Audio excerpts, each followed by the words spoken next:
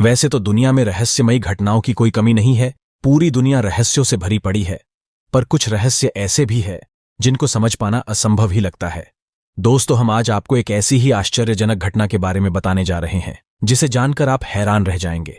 दरअसल आज से 70 साल पहले एक ऐसी रहस्यमयी घटना जापान के एक एयरपोर्ट पर घटी थी जो आज भी एक अनसुलझी पहेली की तरह है। जापान के एक एयरपोर्ट पर एक रहस्यमयी शख्स आ गया था जो खुद को एक ऐसे देश का नागरिक बता रहा था जो असल में धरती पर कहीं है ही नहीं।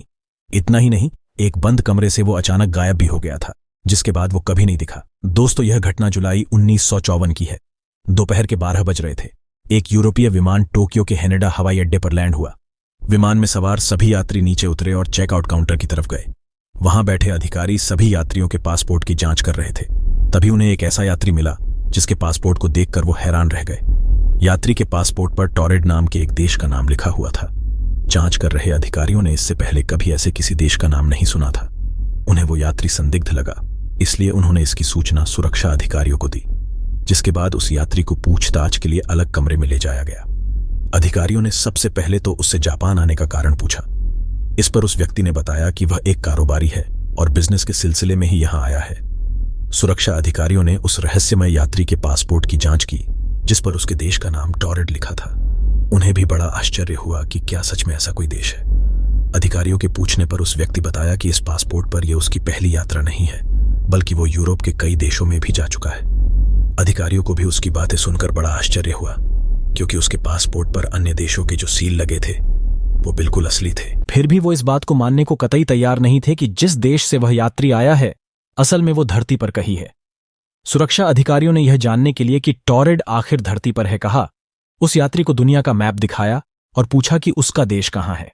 इस पर उस यात्री ने अंडोरा नाम के देश पर उंगली रखते हुए कहा कि यहां उसका देश है, लेकिन उसे यह समझ नहीं आ रहा था कि टॉरेड की जगह अंडोरा क्यों लिखा हुआ है। यह सुनकर अधिकारी और भी ज्यादा हैरान हो गए कि आखिर यह शख्स खुद को एक काल्पनिक देश का क्यों बता रहा है।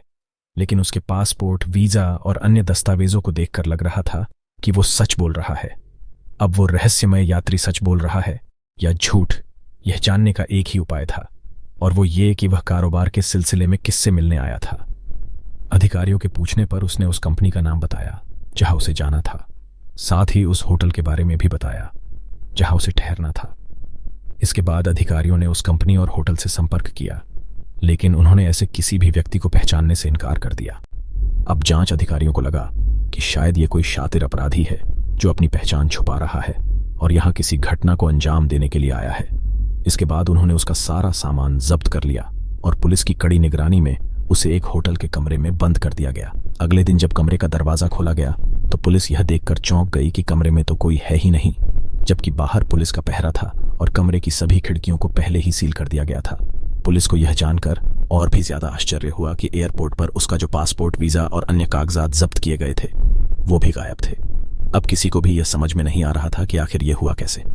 दोस्तों, सोशल मीडिया पर इस घटना को लेकर कई कहानियां बताई गई हैं। कोई कहता है कि वो रहस्यमय शख्स दूसरी दुनिया से आया था, तो कोई कहता है कि टाइम मशीन के जरिए वो गलती से यहां आ गया होगा और जब उसने देखा कि उसका राज खुलने वाला है तो वो कहीं गायब हो गया। अब यह सच है या झूठ ये तो कोई नहीं जानता, लेकिन इस रहस्यमय घटना पर कई किताब जरूर लिखी जा चुकी है।